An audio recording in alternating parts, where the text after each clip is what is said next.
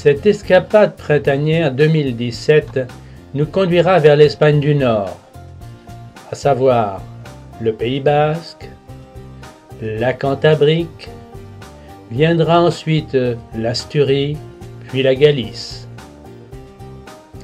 Ensuite, ce sera le Portugal du Nord avec les provinces de Minho-Lima, Porto et Douro.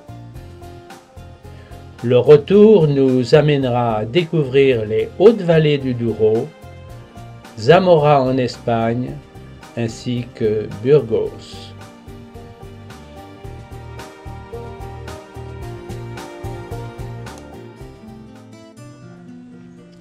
Bilbao et son agglomération d'1 million d'habitants s'ouvrent à nous le jour de la fête des familles. Cette manifestation ludique et sportive se déroule entre autres sur le fleuve et l'esplanade du musée Guggenheim. Parlons un peu d'histoire. Bilbao fut fondé par Diego López, seigneur de Biscaye, le 15 juin 1300. Le village ne comptait que 3 rues autour de l'église, édifiée en l'honneur de Saint Jacques. La crise industrielle de 1980 oblige Bilbao à une reconversion industrielle de 735 millions d'euros. Elle présente en 1981 sa candidature à la fondation Solomon Guggenheim pour y accueillir son antenne européenne.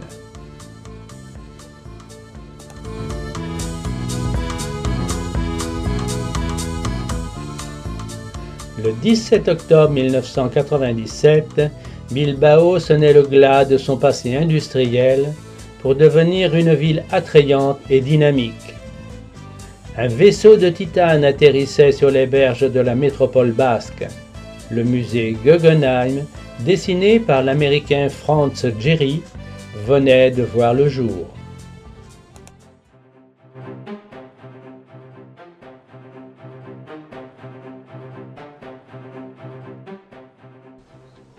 Majestueux. Cet édifice aux formes ondulées trônait à l'époque au milieu d'une immense friche industrielle. Une décennie plus tard, il brille au cœur d'un paysage urbain d'avant-garde et soigné, devenu le lieu de promenade favori des habitants de Bilbao. 1 million de visiteurs par an. En 6 ans, l'investissement de départ a été remboursé. Rien d'étonnant à ce que l'apport de Guggenheim à l'économie locale fasse l'objet d'études dans les universités. À l'école de design de Harvard, on parle même désormais de l'effet Guggenheim. Le musée Guggenheim a servi de locomotive pour remodeler le paysage industriel de la ville. Dès l'inauguration du musée, les autorités lancent l'opération Bilbao. Il s'agit de reconstruire 345 000 m² de terrain autour du musée. L'effort financier est une nouvelle fois à la hauteur des ambitions, 735 millions d'euros. La note supplémentaire sera de contacter des architectes prestigieux.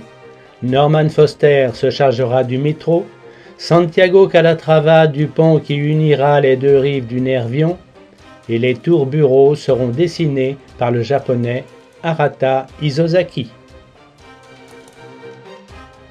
Certains parleront d'architecture marketing pour évoquer les projets.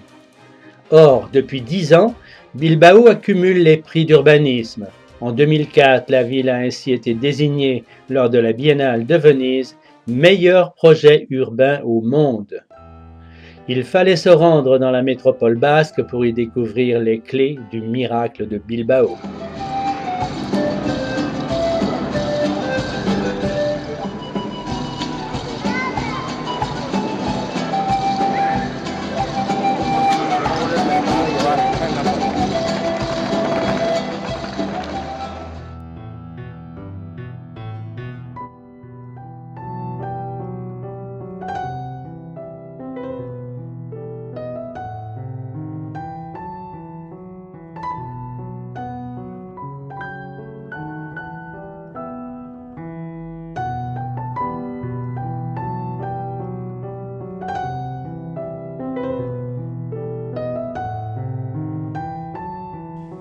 Nous sommes fascinés par tant d'ingéniosité pour rendre élégance et beauté à tout cet urbanisme contemporain.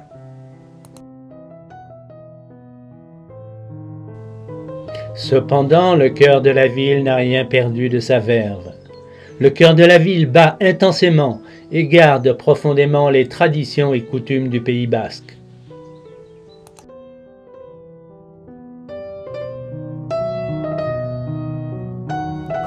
En ce dimanche, le traditionnel marché aux fleurs bat son plein.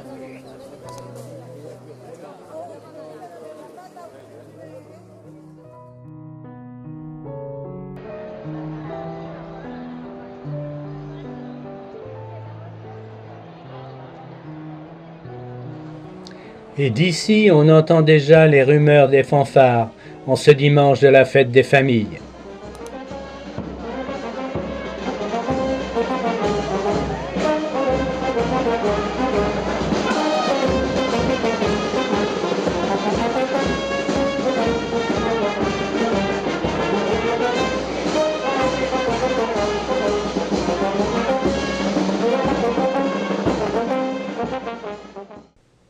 Un dernier regard sur le musée Guggenheim avant de quitter Bilbao.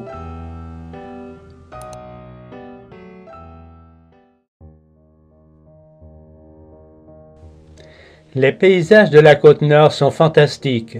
Mer et montagne s'affrontent. Les Picos d'Europa forment une barrière dominant la mer de ses 2600 mètres et plongent littéralement dans l'océan où se nichent de charmants petits ports.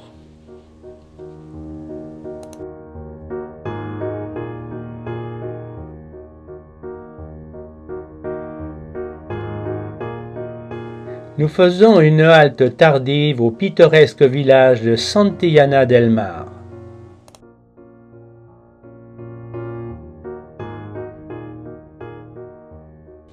C'est un village-musée de type médiéval qui n'a rien perdu de la grandeur ancestrale de ses bâtiments de pierre sèche, dont la construction s'étale entre le XVe et le XVIIe siècle.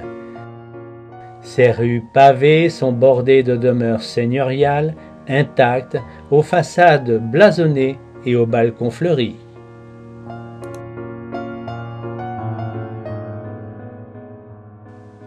Le village s'est développé au Moyen Âge autour d'un monastère appelé Collegiata, d'origine romaine, qui est aujourd'hui l'église collégiale de Santa Maria. La ville est classée et attire chaque année des milliers de visiteurs.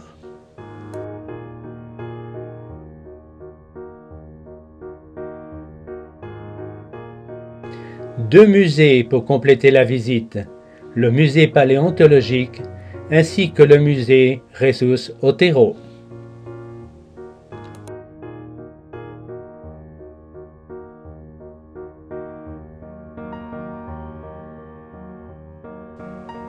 Elle est connue comme la ville des trois mensonges.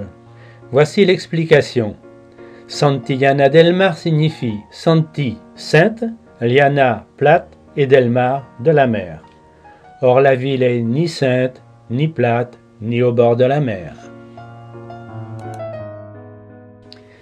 Nous sommes sur la route des pèlerins de Saint-Jacques-de-Compostelle et nous avons eu le plaisir de nous arrêter dans la ville de Comillas, une bien charmante bourgade qui ne manque pas de patrimoine culturel. Son cimetière sur la colline, construit sur les décombres d'un ancien monastère gothique, avec la célèbre statue de l'ange Liemona. Le palace de Sobrellano, construction commandée par le premier marquis de Comillas, affiche un style néogothique aux airs vénitiens et reflète bien les styles de la fin du XIXe siècle. À côté du palais, une belle chapelle Panthéon recèle les restes du marquis de Comillas. Les bâtiments universitaires anciens sont l'un des meilleurs exemples du modernisme de la localité. Il est maintenant un campus de l'université de Cantabrique qui reçoit chaque année 10 000 étudiants dans 8 disciplines. En 1883, Massimo Diaz de Quirano, ami du premier marquis de Comillas, et, comme lui, Indiano, enrichi en Amérique, a commandé à Gaudí l'exécution d'un complexe de villas près du palais de Sobrellano, dans la ville cantabrique de Comillas, la villa El Capricho. La construction d'El Capricho a été réalisée sur place par Cristobal Casante, un ami et camarade de classe de Gaudí. En découvrant Capricho, on a l'impression de pénétrer dans un monde fantastique comme une maison faite de bonbons et de sucreries.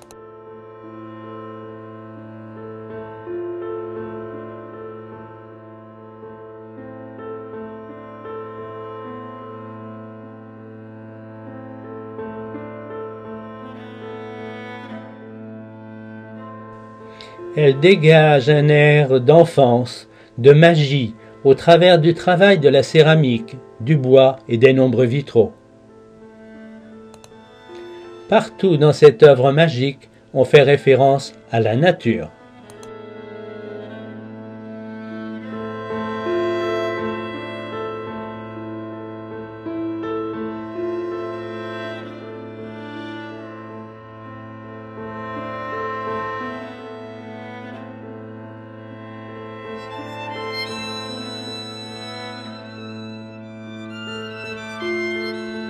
Rien n'a été laissé au hasard.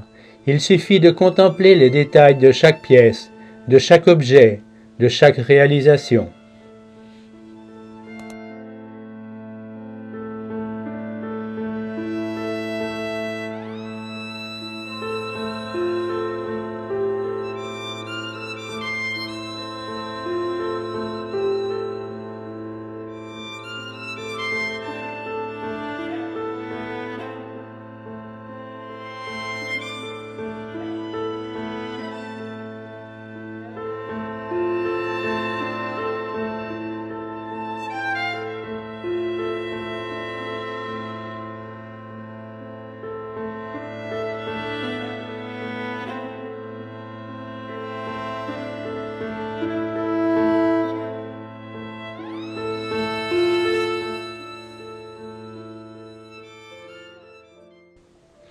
Après Comillas, nous traversons des villages aux maisons dites Indianos. Les Indianos sont ces Espagnols partis en Amérique du Sud, poussés par la misère. Certains y ont fait fortune et sont revenus en Espagne se faire construire de superbes maisons au style tout à fait reconnaissable. Ils rivalisaient entre eux pour réaliser la plus grande, la plus hétéroclite et la plus colorée des villas. Certaines sont d'une telle splendeur qu'elles semblent sorties tout droit d'un conte de fées. Des maisons somptueuses qui ont des points en commun, un escalier colossal, intérieur ou extérieur, un palmier comme emblème de l'origine de leur richesse, elles portent souvent le prénom d'une femme et des jardins raffinés.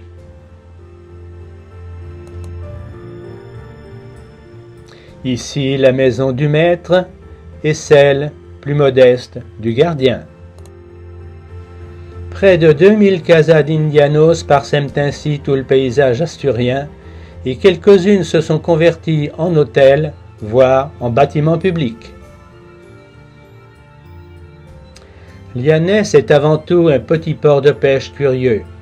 L'effet Guggenheim, dont on a parlé à Bilbao, se fait ressentir dans ce port. Agustín Ibarrola a réalisé cette intervention artistique sur les blocs en béton composant le brise-lames du port.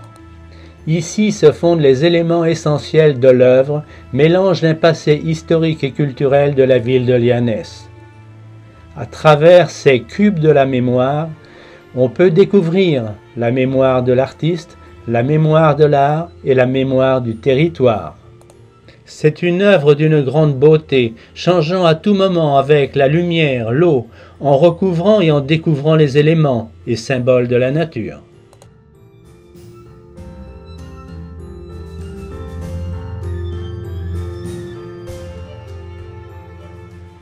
Avilés est la troisième ville des Asturies qui se différencie par son port industriel moderne, son superbe centre-ville, sa fontaine aux 7 jets, ses maisons art déco, sans oublier ses églises et son célèbre marché.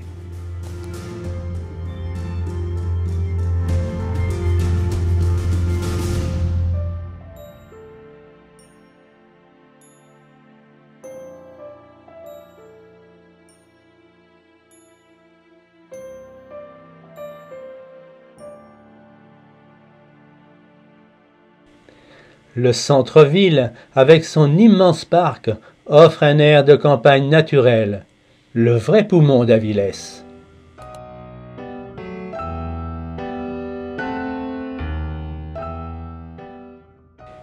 La ville est jalonnée de ces nombreuses sculptures qui rappellent le travail, l'industrie, l'opulence et la joyeuse folie.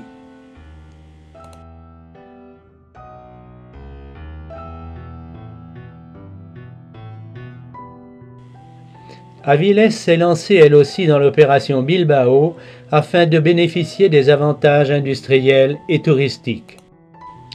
On confia donc la construction d'un grand centre culturel à l'architecte brésilien Oscar Niemeyer qui réalisa son premier travail en Espagne. Ce centre culturel est situé sur l'estuaire d'Avilés. Son vaste programme culturel d'activités internationales comprend les expositions, des pièces de théâtre, des danses, des films, des concerts, des conférences et des activités gastronomiques.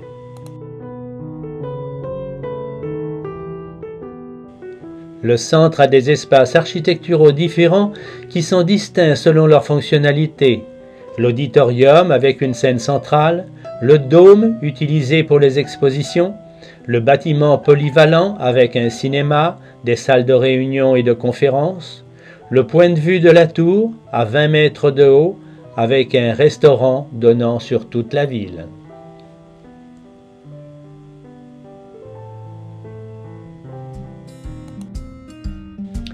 Cudillero sera notre dernier coup de cœur sur cette côte des Asturies au nord-ouest de l'Espagne. C'est un charmant petit port de pêche pittoresque adossé au versant d'une montagne.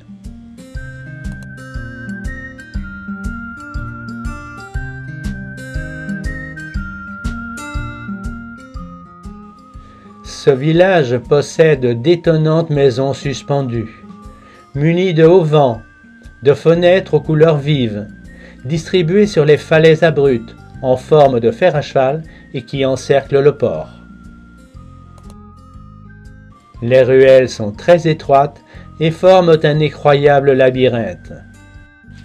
Hormis l'activité du port de pêche, Cudillero est un centre très attractif pour le tourisme.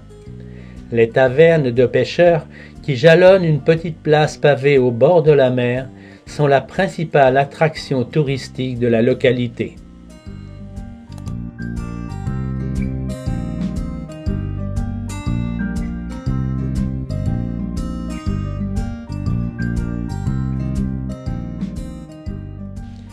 Le village propose plusieurs promenades agréables aux vues surprenantes sur le chemin du fort, la Garita. Dernier petit tour bien sympathique de Cudillero avant de descendre vers la frontière portugaise.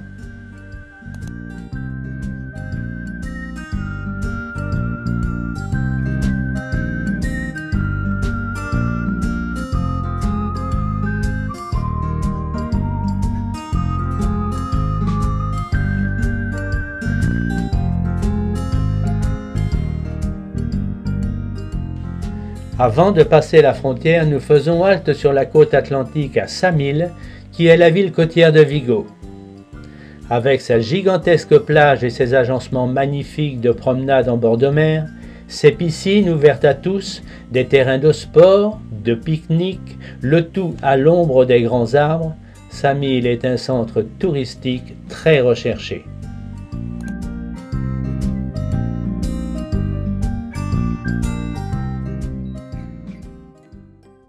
Nous passons la frontière sur ce pont qui enjambe le fleuve Minho et qui rejoint Tui à Valença. La ville est cernée de murailles et conserve les caractéristiques de ville fortifiée du XVIIe et XVIIIe siècle au style de l'architecte militaire français Vauban.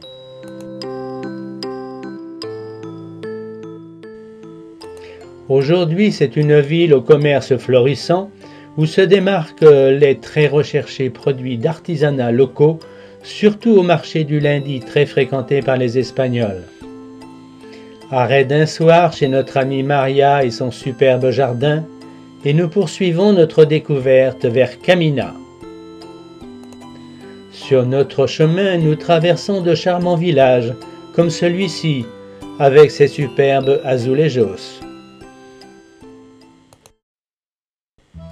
Occupant une position stratégique au confluent du Cura et du Minho, dont elle contrôlait l'estuaire que domine sur la rive espagnole le mont Santa Tecla, la ville fortifiée de Camina défendait la frontière nord du Portugal contre les ambitions galiciennes.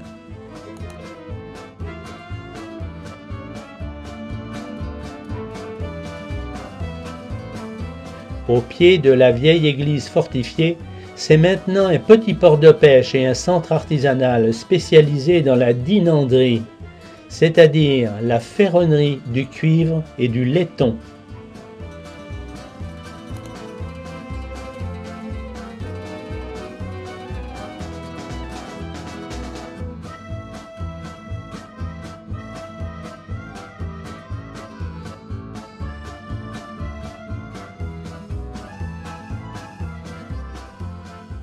Surprise, nous traversons un adorable village fleuri avec des compositions très surprenantes.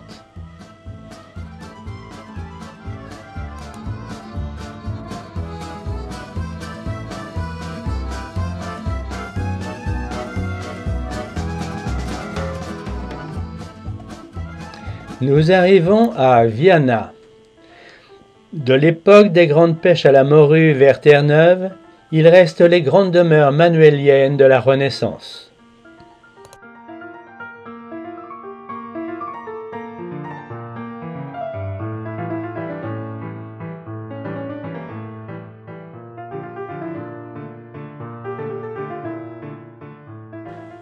À l'entrée de la ville, l'église de l'Agonie, par sa particularité, est sans doute une des plus belles de la ville. Le plafond est entièrement décoré à la feuille d'or.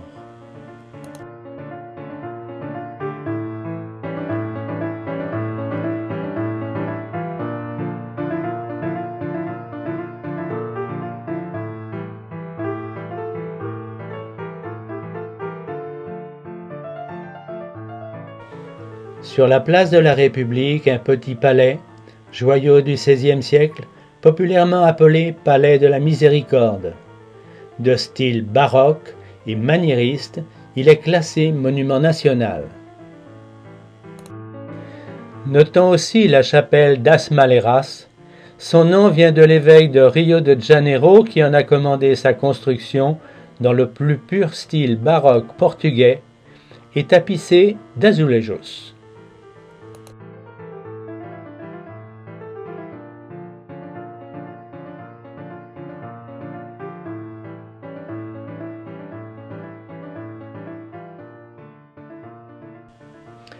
Hormis les beaux monuments, la vieille ville s'empanage de multiples statues et décorations.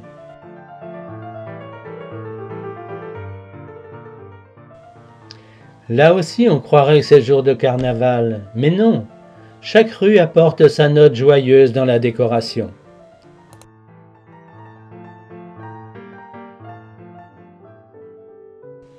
Au cœur du Haut-Minho, en pleine région de production du Vinho Verde, la petite ville de Ponte de Lima est la plus ancienne du Portugal.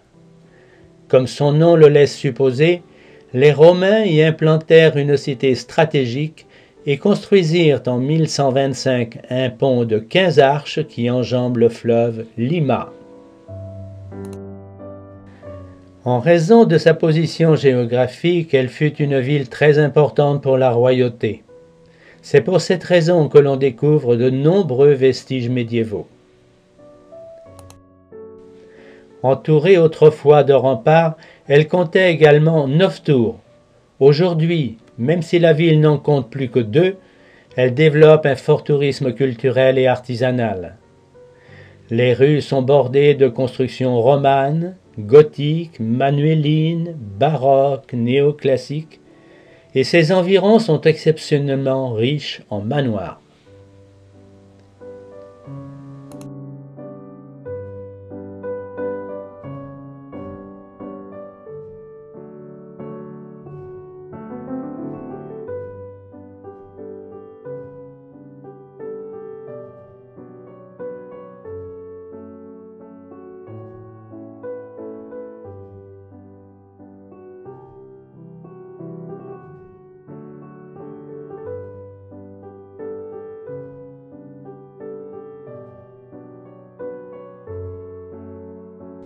Un dernier regard sur ce magnifique pont de Ponte de Lima. Non loin de Ponte de Lima, Braga, qui fut fondée elle aussi par les Romains il y a plus de 2000 ans, avec le nom bien romain de Bracara Augusta, car fondée par l'empereur Auguste lui-même, vers l'an -16 de notre ère. C'est l'une des plus anciennes villes portugaises et une des plus anciennes villes chrétiennes au monde.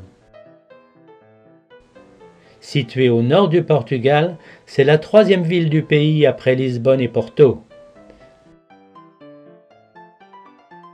Avec ses jardins, ses grandes fontaines, elle offre un cadre de vie très agréable.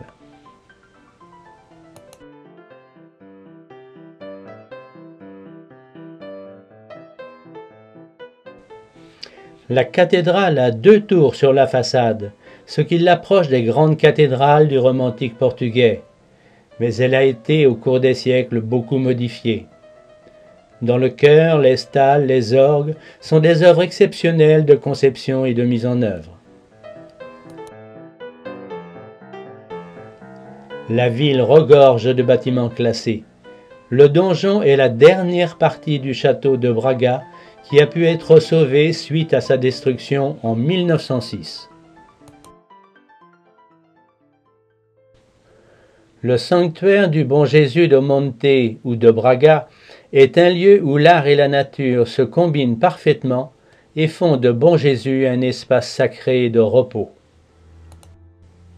3 escaliers relient la partie haute de la ville jusqu'au sanctuaire franchissant un dénivelé de 116 mètres.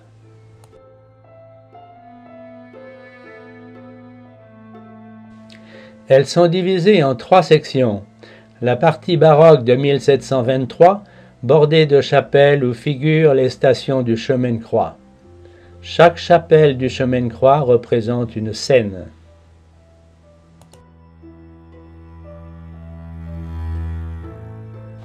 La partie des 5 sens avec des fontaines allégoriques et des statues de personnages bibliques, tels ici l'ouïe, la vue et le goût. Et enfin la partie des 3 vertus, construite en 1837 également bordée de chapelles et de fontaines, qui représente la foi, l'espérance et la charité chrétienne.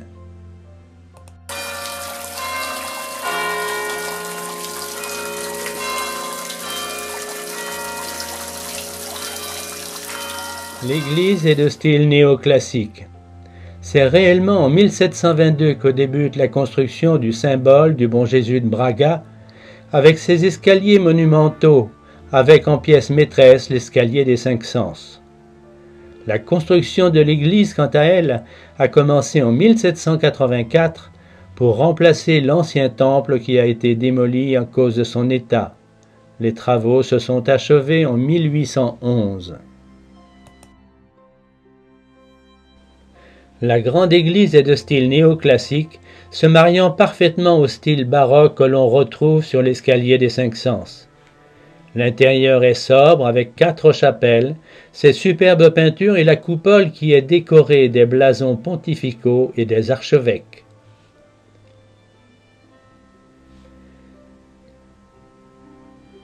Ici, l'autel des reliques.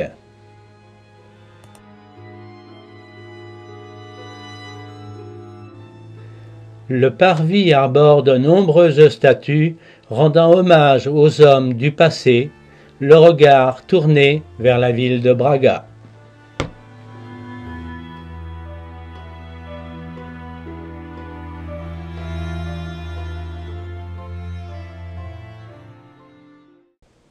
Barcelos est une petite ville agréablement joviale et pleine de bonne humeur comme les gens du Minho. Joliment implantée sur la rive droite du Cavado, cette ville fait partie de ces destinations intérieures qu'il faut connaître pour de nombreuses raisons. En traversant l'ancien pont sur le fleuve Cavado, on trouve l'une des localités les plus emblématiques de l'art populaire du Minho, Barcelos. C'est une ville ancienne, située dans un lieu possédant des vestiges archéologiques depuis la préhistoire, mais ce fut au XIIe siècle que son histoire commença, quand Don Alfonso concéda la constitution d'une commune et l'éleva au rang de ville. Ce sont ces monuments qui constituent aujourd'hui le centre historique de la ville, qui conserve un agréable environnement médiéval, ponctué par des manoirs et des maisons historiques, tels que le manoir de Pinheiro ou la maison du connétable. Le centre d'artisanat de Barcelos qui offre une bonne perspective sur l'expression artistique du Minho. Cette ville doit sa notoriété à un coq, symbole de la liberté retrouvée, devenu l'un des emblèmes du Portugal.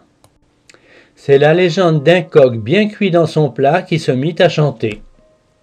De toutes les pièces ici produites, le coq coloré de Barcelos est le plus représentatif.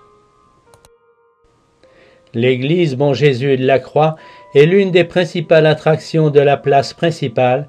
Elle fait référence à une apparition miraculeuse en 1504. C'est ici que se célèbre la fête religieuse la plus importante de la ville, la Festas das Cruzes. En ce mois de mai, c'est la grande foire qui fait suite à la fête des croix de Barcelos. La foire se transforme en un panache de décors et de fleurs de tout genre, très haut en couleur.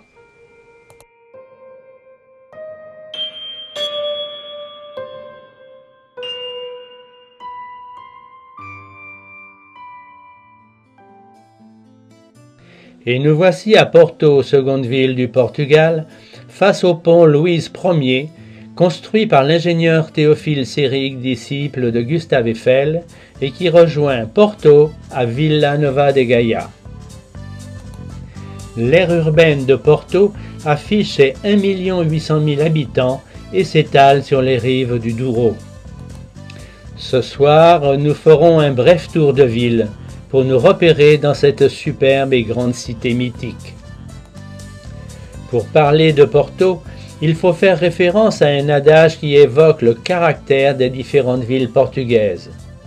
Pendant que Lisbonne se fait belle, Coimbra étudie, Braga prie, mais surtout Porto travaille. Elle a donné son nom au Portugal. Auparavant, Porto s'appelait Portus, elle était capitale du Portucalais. Selon la légende, Calais, argonautes grecs, fonde la ville sur la rive gauche du Douro. Les Romains changent l'emplacement de la ville sur la rive droite pour y construire un port nommé Portus Calais. Avec l'essor de la ville se développe une seigneurie féodale qui se fait appeler Portugal.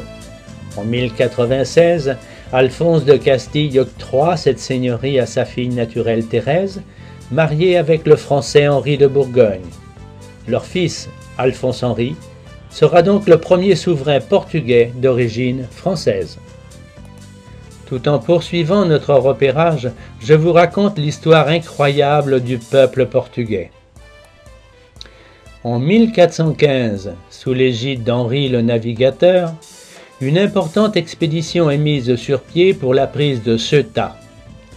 La ville de Porto, chargée de l'approvisionnement de la flotte royale, est alors lourdement mise à contribution et doit se démunir de la plupart de ses vivres.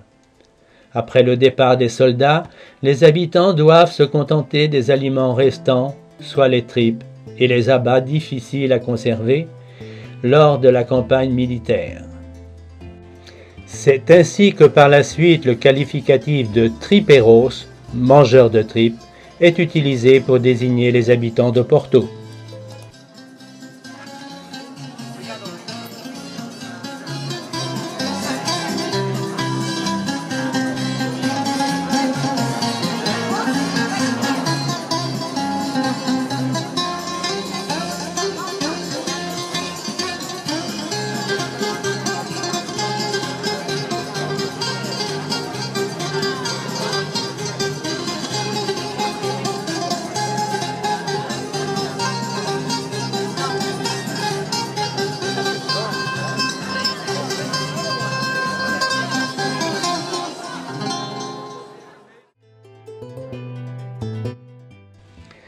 Ce matin, depuis le pont Dom Louise, nous reprenons notre découverte de la ville.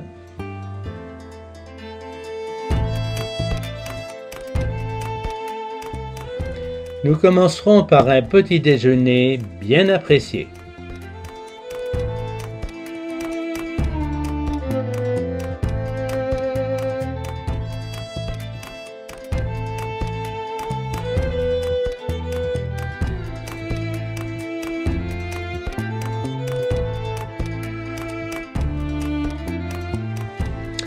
Bâtie au XIIe siècle, la cathédrale est une église forteresse qui se situe aujourd'hui dans la partie haute de la ville.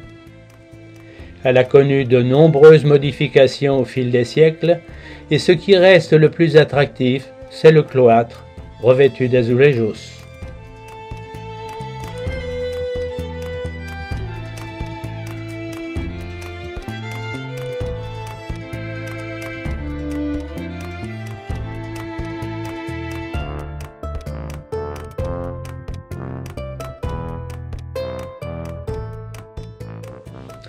L'église San Francisco est l'exemple typique de l'étalage incroyable de richesse de l'époque baroque. C'est bien sûr l'intérieur qui attire toute l'attention. L'église est un ancien couvent qui, avec le soutien des grandes familles portugaises, est devenue une église d'influence gothique et le joyau de l'église portugaise. Près de 500 kilos d'or en provenance du Brésil ont été nécessaires pour recouvrir littéralement l'intérieur de l'église. En clair, tout le bois sculpté disparaît, recouvert d'une feuille d'or.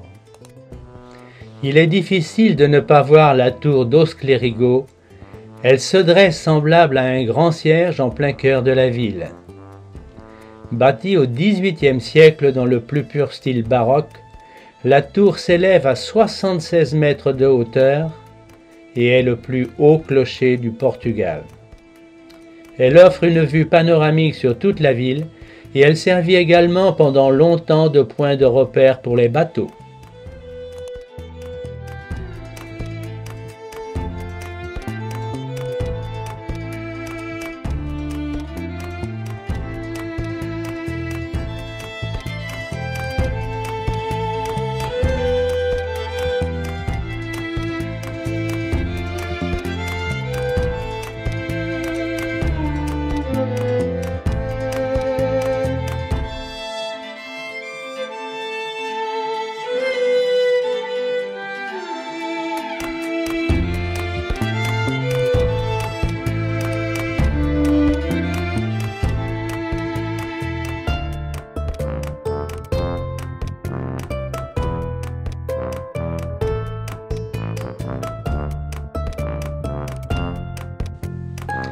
La gare de São Benito, construite en 1906, est sans doute l'une des seules gares qui donne envie de rater son train.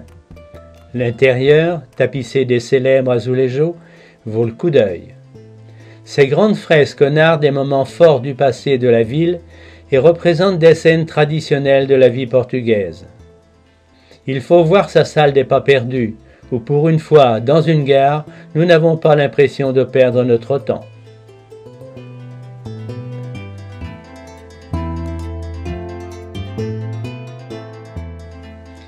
La librairie Lello est considérée comme une des plus belles librairies au monde. Elle a servi d'inspiration pour écrire Harry Potter.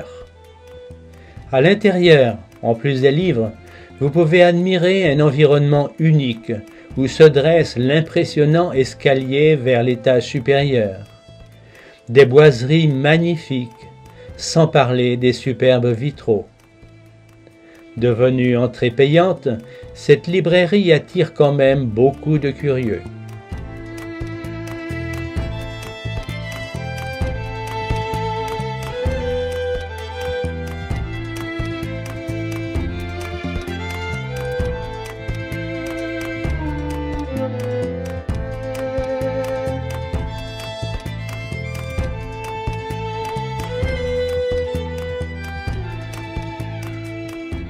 Elle fut inaugurée en 1906 et sa devise est inscrite dans le vitrail de la verrière.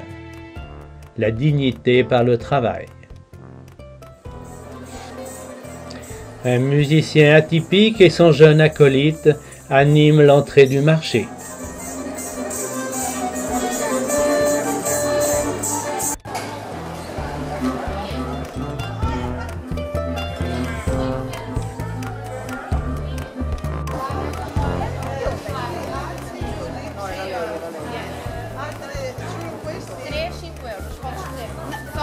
Só tem estas e tem ali na...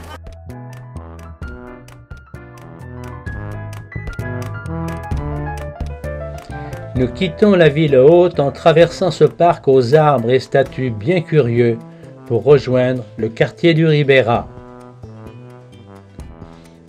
C'est le plus ancien des quartiers de la ville qui fait le lien par ses rues étroites entre la ville haute et l'esplanade du Douro. Ses petites boutiques, ses bars minuscules et ses restaurants authentiques dégagent un charme incontesté.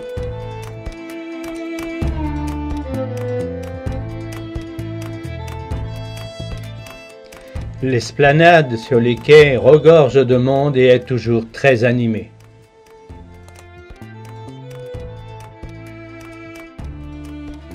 Les bateaux de plaisance aux allures de bateaux anciens sillonnent le Douro avec leur charge de touristes.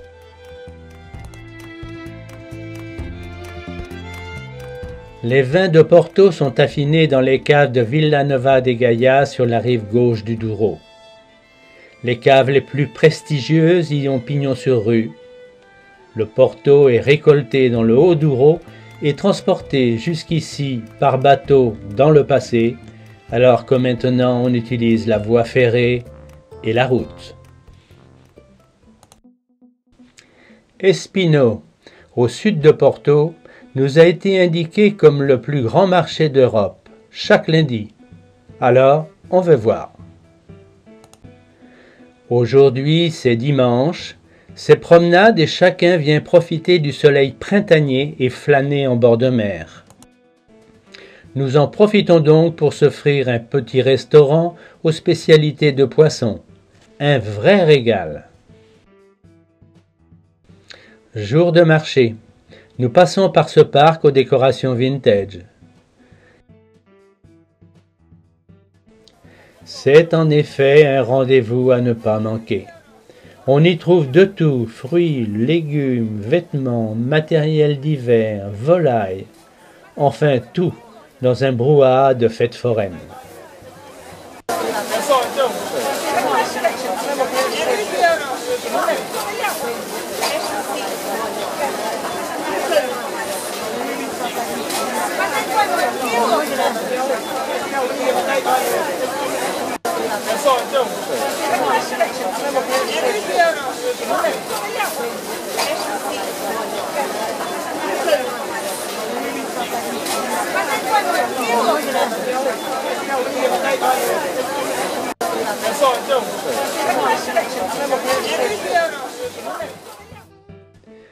Nous abordons la plage des pêcheurs avec leurs magnifiques barques. C'est vraiment très beau. Ces petits bateaux ne sont pas là pour faire joli dans le paysage. Non, c'est leur outil de travail pour la pêche côtière.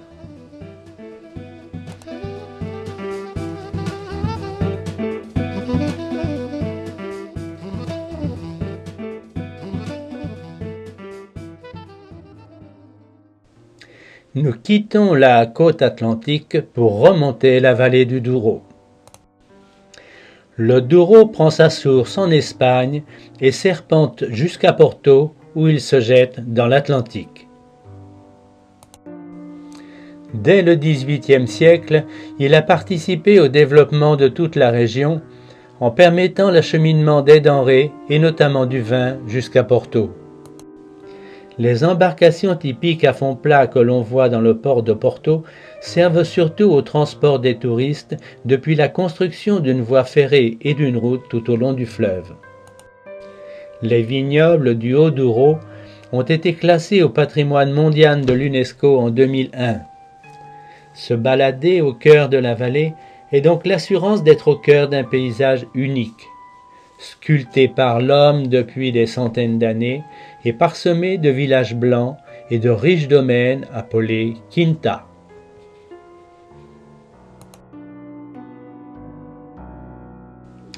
Le vignoble produit deux sortes de vins, le Porto que l'on retrouve dans les caves de Villanova de Gaia et qui provient des Hauts-Coteaux, et le vin du Douro qui lui est produit dans le Haut-Douro, proche de la frontière espagnole. Sur ces rives, c'est 40 000 hectares de vignobles qui sont exploités. L'origine remonte à l'occupation romaine. Ce que l'on sait moins, c'est que 80% des propriétés de cette région font moins d'1 hectare. Les Patamares, ces terrasses sans murets, taillées à la sueur des hommes, raient un paysage de schiste éclaboussé de soleil. Partout le vignoble occupe le moindre recoin de ce paysage tourmenté, où poussent seulement en contrebas chêne-liège, eucalyptus et saule. Car ici tout mène au fleuve. Dans cette région pauvre et reculée, il fut longtemps l'unique voie de communication pour acheminer, au printemps, les barriques du jeune vin doux jusqu'au chai de Villanova de Gaia. Pinhao est situé à un confluent du fleuve et est une étape incontournable, ne serait-ce que pour admirer les azulejos de la gare qui retracent les scènes de la vie locale sur le Douro. Ici se croisent les bateaux de plaisance et de croisière battant pavillon de nombreux pays.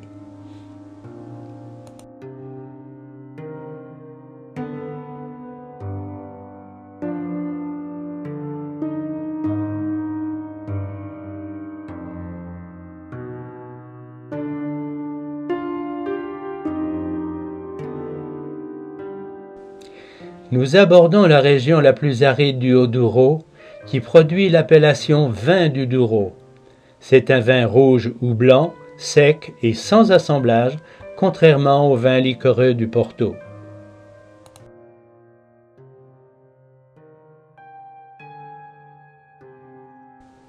Sur notre route, le château de Peñas Rojas à Mogaduro.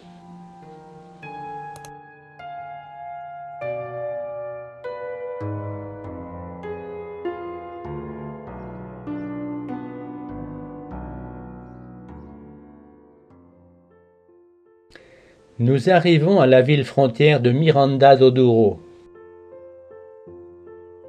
Le paysage se caractérise par le fleuve qui serpente au pied de hautes falaises de granit, d'où domine la vieille ville d'un côté et la ville nouvelle de l'autre. Le barrage, tout au fond, marque la frontière avec l'Espagne.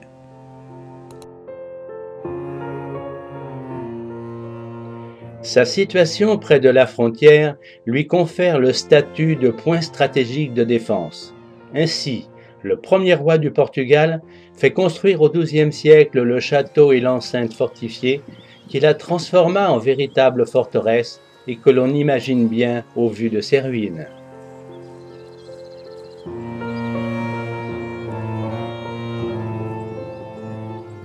Au XVIe siècle, elle fut élevée au rang de ville, entrant dans une phase de prospérité durant laquelle furent construits de grands édifices, tels que l'église Santa Maria, qui durant plus de 2 siècles fut classée cathédrale. C'est un majestueux édifice de la Renaissance avec 3 nefs.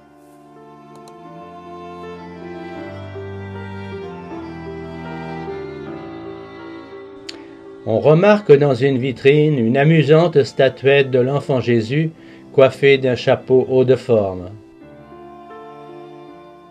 Il est l'objet de toutes les attentions de la part des habitants de Miranda qui lui ont fait don d'une importante garde-robe.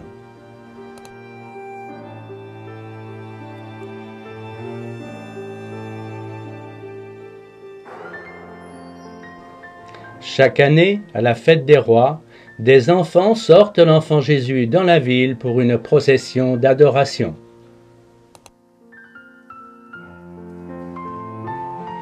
Ici, on parle le mirande. C'est un dialecte sorti de la nuit des temps et que l'on retrouve sur les plaques des rues. Une sorte de portugnole, c'est-à-dire un mélange de portugais et d'espagnol. C'est quand même la deuxième langue du pays, avec 7000 adeptes.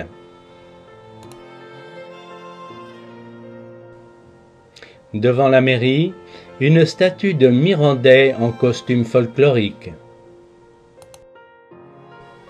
Cette région est classée réserve naturelle comme lieu de passage des oiseaux migrateurs. Les Hirondelles ont ainsi colonisé sans réserve cette maison.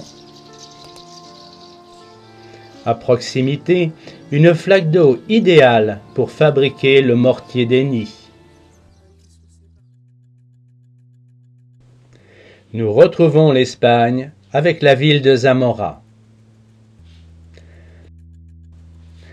Construite sur la falaise dominant le fleuve, elle fait partie, elle aussi, de la réserve des oiseaux migrateurs, comme ici les cigognes.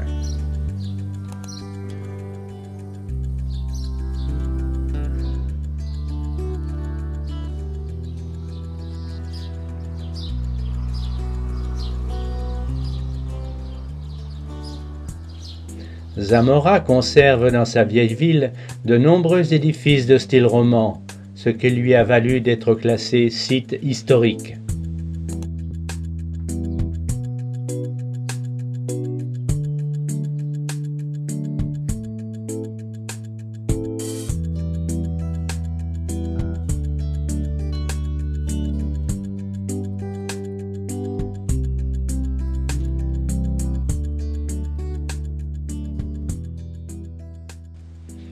Cette ville, possédant de nombreux remparts, palais et églises, témoigne de son influence à l'époque médiévale. Un château dont les fondations sont pré-romanes et la structure de type roman a été construit entre le XIe et le XVIe siècle.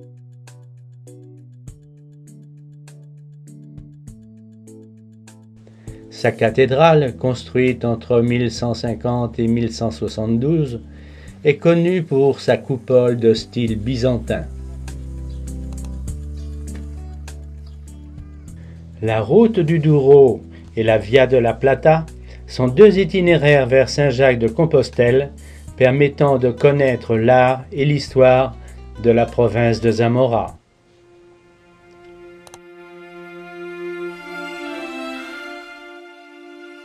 La ville de Burgos fut fondée en 884 dans le cadre de la politique de repeuplement des territoires reconquis par les chrétiens sur l'occupation musulmane.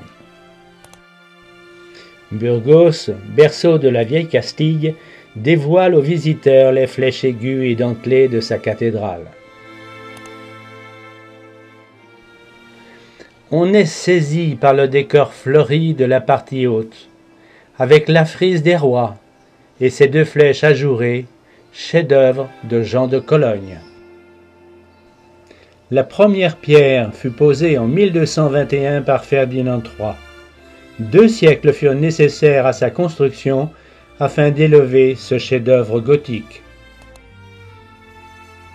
Nous découvrons aujourd'hui une cathédrale immaculée suite à des travaux de rénovation.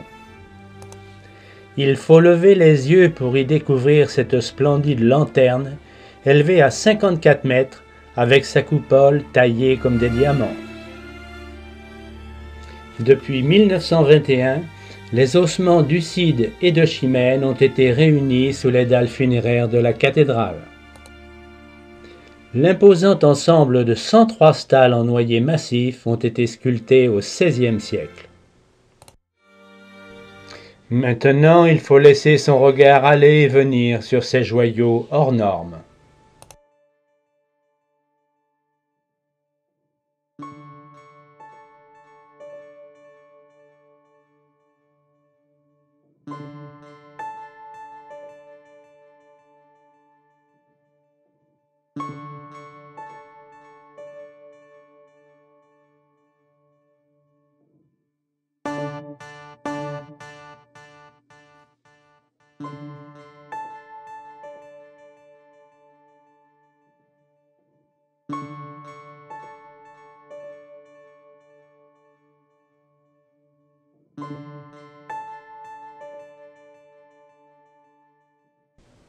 Après cette superbe visite, la galerie du cloître gothique nous conduira vers le parvis de la cathédrale.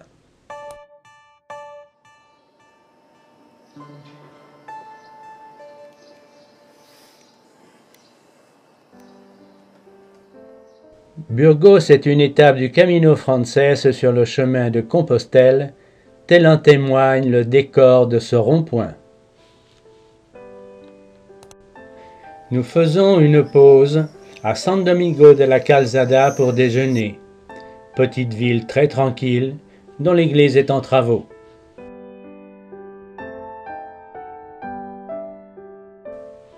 Puente l'Arena, la croisée des chemins. C'est une cité médiévale où se rejoignent les deux branches principales du chemin de Saint-Jacques de Compostelle et est parmi les sites de Navarre où l'influence du chemin est la plus tangible.